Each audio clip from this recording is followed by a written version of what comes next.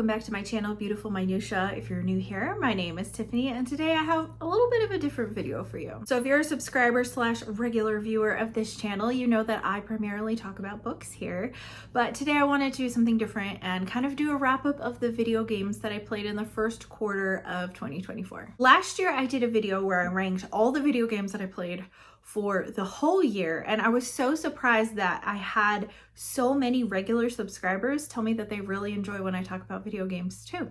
So I thought it'd be fun to do a wrap up. I do monthly wrap ups for my reading because I read a lot more books than video games that I play, so it doesn't end up being like an exorbitant amount of video games that I play, but I tend to primarily play like cozy games slash kind of like exploration, puzzle solving. That's kind of like my vibe, is like all of those, but sometimes I play things outside of that as well. But the platform that I usually play on is the Nintendo Switch. I'm just gonna go in the order that I played these games. I'm not ranking them. I'm just gonna tell you about each game and then just tell you what I thought.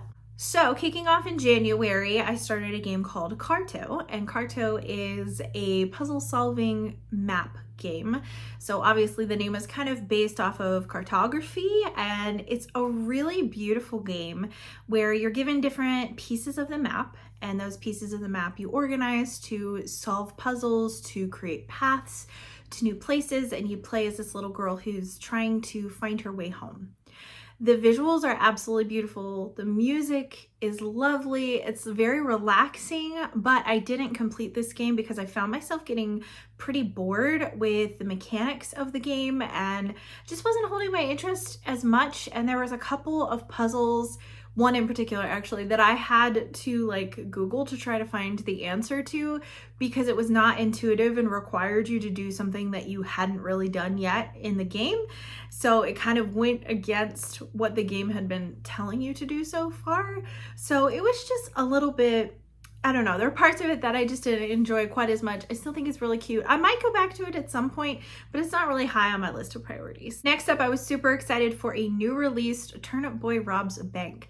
So one of my favorite games of last year was Turnip Boy Commits Tax Evasion, and this is that was such a fun game and so hilariously done, where you play as this turnip who hasn't paid taxes and you're being extorted by the mayor, who's an onion, to kind of do his evil bidding.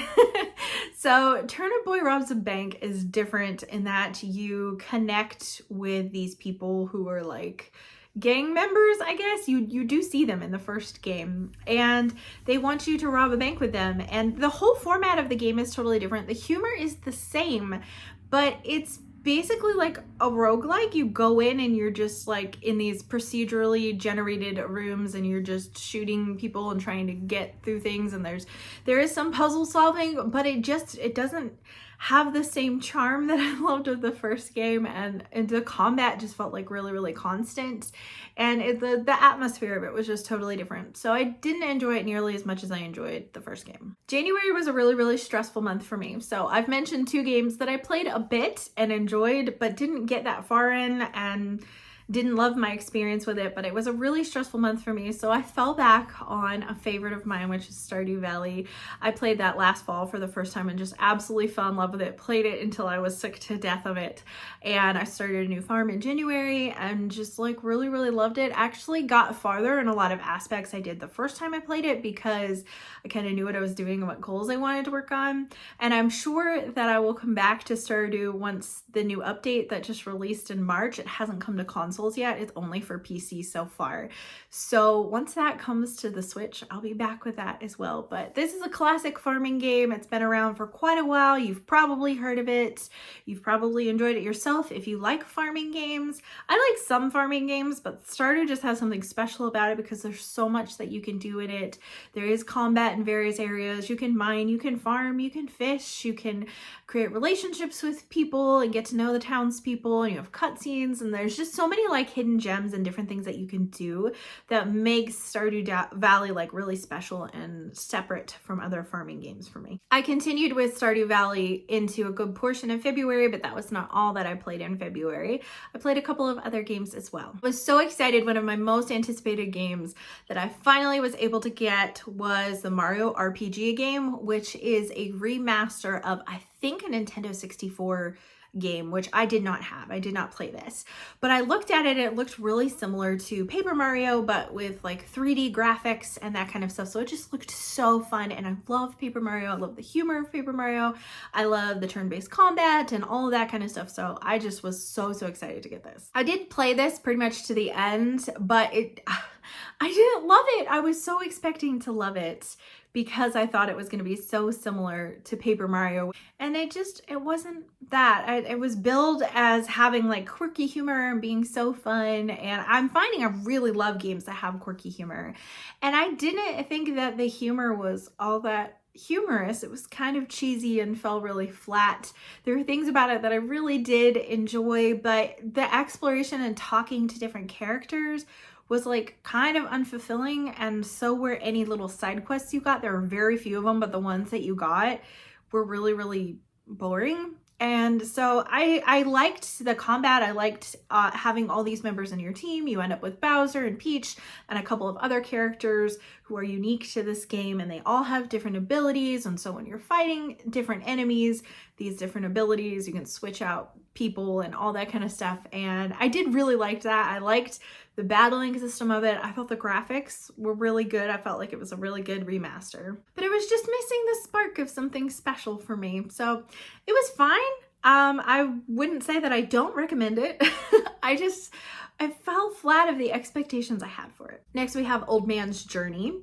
This is a puzzle solving narrative game where you're an old man and you receive a letter and you start going on a journey. You can manipulate the countryside that you're walking on.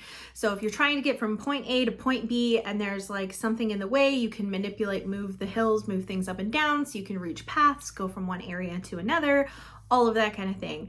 Again, this is another game like Carto that the visuals were beautiful, the music was lovely, so it was a really like relaxing kind of a game, but it also felt kind of boring to me. Like the mechanic of moving things around got kind of old for me. It's a pretty short game and I still didn't finish it. The last game that I played in February that also carried into March, and I'm almost done with it now, is Chicken Journey. Chicken Journey is a pixel art adventure like puzzle solving game where you are a chicken and you desperately want to know the answer of which came first, the chicken or the egg. So you're going on this journey, you go to different places and you're finding out like which one, you're trying to find out what came first, and you have to gather scrolls from different locations. This has no combat in it at all, so it's literally just exploring, platforming, and puzzle solving, and there's a lot. This is a game with quirky humor, and the humor is just so funny. So you are in like this chicken village when you start out, and there's like a goth chicken there named George, and it's so funny. And there's another chicken that is an artist, and he just talks about painting happy little trees. It's like a Bob Ross chicken. And then you go to a place where there's frogs and where there's squirrels and owls that are having like this war between each other. So, I mean, there's just a lot of humor. And this one has been really fun and sweet, and I've enjoyed it so much. Okay, in March, I did play some Chicken Journey because I started that at the very end of February. And I also played some Mario RPG. So there was some carryovers, but there was a couple other games that I started in March. One of those is Kirby and the Forgotten Land, which my daughter got for Christmas. That's what she spent, like she got a Nintendo gift card, and she was so thrilled, and that was exactly what she knew she wanted to get with it. And I had watched her play the entire game. I sat with her and watched her play it. So nothing was like super surprising to me in terms of the plot or in terms of the gameplay or anything like that. But I just needed something different. I wanted something that was cute and funny, more of what I was hoping Mario RPG would be. And so I really enjoyed playing Kirby. Kirby's just so adorable. You're just this little cute pink guy and you're trying to save the Waddle Dees that have been stolen from these enemies. So you fight bosses, and every single level there are hidden Waddle Dees to find, in addition to, you know, different little challenges that you may or may not know are in the level that you can activate to get more Waddle Dees. And then there are bosses for each land as well. And so It's just really sweet and funny. And there's this thing, I don't know if this is in every single game, because I know with Kirby you can suck things up, but in this game there is something called mouthful mode, where there are certain things that Kirby swallows and it turns him into something else. So my daughter and I, one of our favorites is like you swallow a car and the whole car becomes this pink car that you're controlling, and it's just so cute. It's so funny, and I really enjoy this game. It's just good, wholesome fun. This is the only Kirby game that I've ever played, my daughter too, so I can't really testify if it's similar to previous Kirby games or not. So if you have a nostalgic attachment to Kirby, if you grew up playing Kirby, I don't know if this is the same or not. I have no idea. I really loved it though. I didn't grow up playing Kirby. I grew up playing more Mario and Zelda. So this was my first experience with Kirby, and it was a really good one. The last game that I played that I'm going to talk about is a farming game that I actually bought with Christmas money, and I didn't get around to playing it until March. I think I tried it in December or January and was just like, oh, I think this is fine, but it just like wasn't hitting the spot at the time. But that is Roots of Pacha. Roots of Pacha is a prehistoric farming game. So it's unique in that way, in that you are not just moving to a town, you are part of a tribe who has recently come to this area, and you are doing things like finding different seeds and you're planting them, and as you plant them, knowledge of them grows, and then you're able to domesticate the plants, you're able to domesticate animals and get resources from animals. And as the game progresses, you get different people who approach you who have ideas for ways that they could make the tribe run more efficiently or increase the value of things in the tribe and things like that. And that is so cool. So you're banding together and there are contribution points. So instead of earning money from, say, the crops that you grow or the fish that you catch, they give you contribution points. And once you have enough contribution points, you can do things like upgrade, the stable where your animals live, or upgrade your home, or different things unlock for your tribe as your contribution points get higher.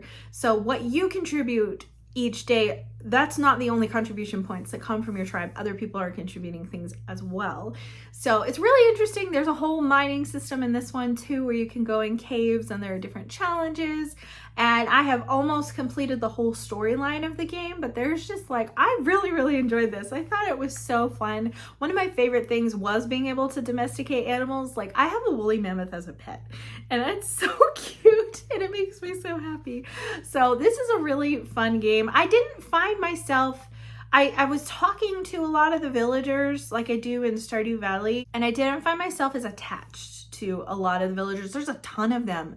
There's so many of them, and it's hard to keep them all straight, I think. I love the festivals in this game, like the seasonal festivals, and because they have to do with the tribe coming together to celebrate different things, and some of them have a whole bunch of games you can play. And there's one, like I think the very first one is a cave painting one, so you can actually paint the caves however you want, and it's really cool. So there's a lot of things about it that really set it apart from other farming sims. Oh, and also there's no combat. I should add that. And that was something that I thought was a strange choice, because even, farming sims like Stardew Valley, there's combat when you go into the mines. And in this case, there's no combat in the caves.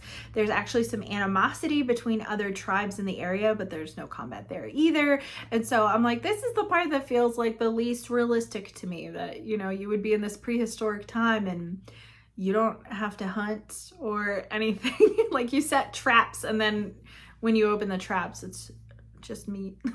So it's just kind of funny, but it is really cool the way that it progresses like a story, and it feels like your whole community is growing together. I really liked that. Well, that's a quick little overview of the video games that I played January through March of this year. So would love to hear your thoughts in the comments down below. What have you been playing if you're a gamer? If you have any questions about any of these games, or if you enjoyed them too or didn't enjoy them, I would love to chat with you about that. Thank you so much for watching. If you like this video, please hit like and also subscribe so you can continue to see more bookish content from me, and occasionally video game and other things. And I will see you again next time.